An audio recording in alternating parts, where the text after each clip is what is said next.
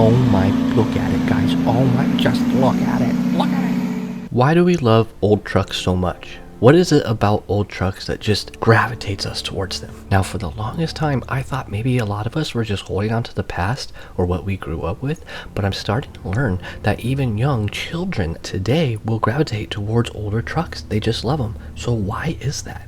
And a lot of times we say, oh, we just don't know how to describe it. We just like them. So I'm going to try to dive deep into why. Now, the first way I can explain it is that I kind of root for the underdog. Me and my dad always did this when we used to watch boxing as kids. We always rooted for the underdog. And we understand old trucks have been used a lot. You know, they have probably hundreds of thousands of miles on the engines.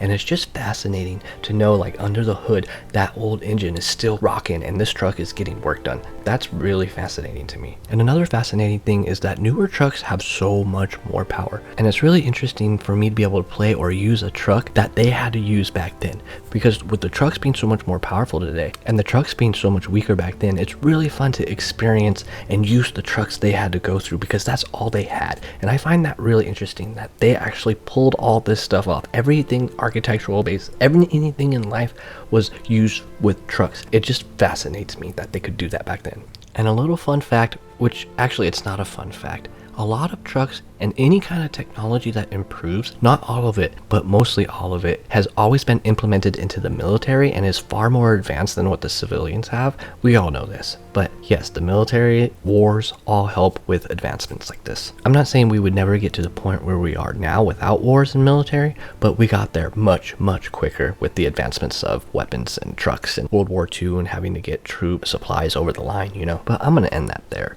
Now, another thing with old trucks is, of course, the style.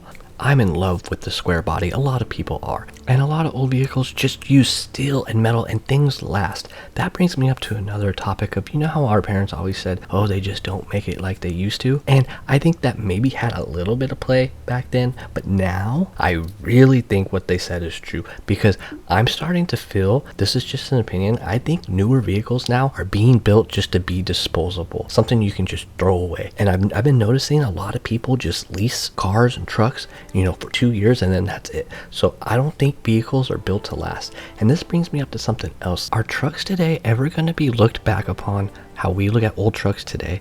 Like someone 40, 50 years from now, are they going to be like, oh my God, I want a 2025 Chevy? Like, I don't think so, guys. I don't think anybody's going to take the time to find one of these plastic piece of junk trucks to restore. Now, guys, I want everyone to comment. I want us to debate about this. Do you think I'm wrong about that? Do you honestly think somebody 40 years from now would want a 2025 Chevy pickup? Have you looked at them recently on the road? I mean, it's pretty bad. And I don't think this pertains to commercial trucks as much because, you know, they're built to last. They need to be built to last because they're making money. So I always try to argue with myself and look at it from a different perspective. And another thing I think is going to happen is if all vehicles turn electric, there's going to be a lot of people seeking out combustion engine vehicles. Another thing too is definitely with old vehicles, I love the way they sound.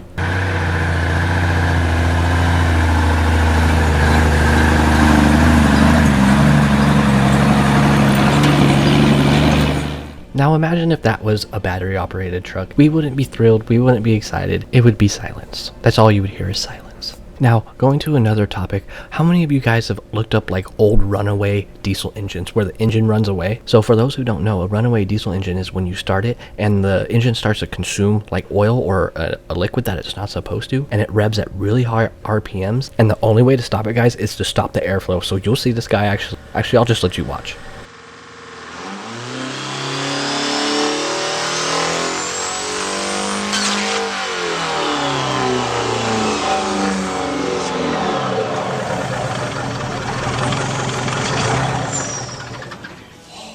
So if you've never seen that, pretty cool. But my point is, are we ever going to look up batteries dying on trucks or someone replacing a battery?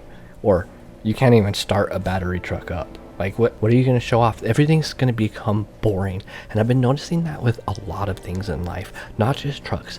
Every single restaurant I go to, every Starbucks, they're all just the same. Everything is this modern, plain, bland, boring look. Everything. That's another video.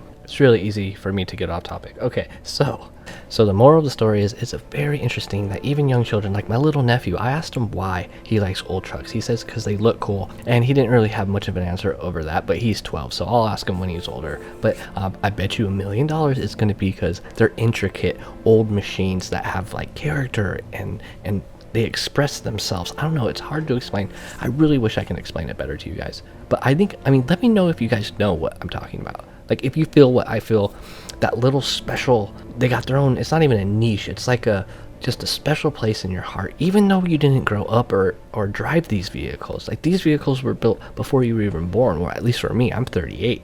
But there's just something intricate and beautiful about them, and I just don't get that feeling from newer trucks. Even like early 2000s trucks, like even though that was 25 years ago, I don't get any kind of feeling from, like, let's say the 1967 White Western Star, you know, just hits you different. I don't know.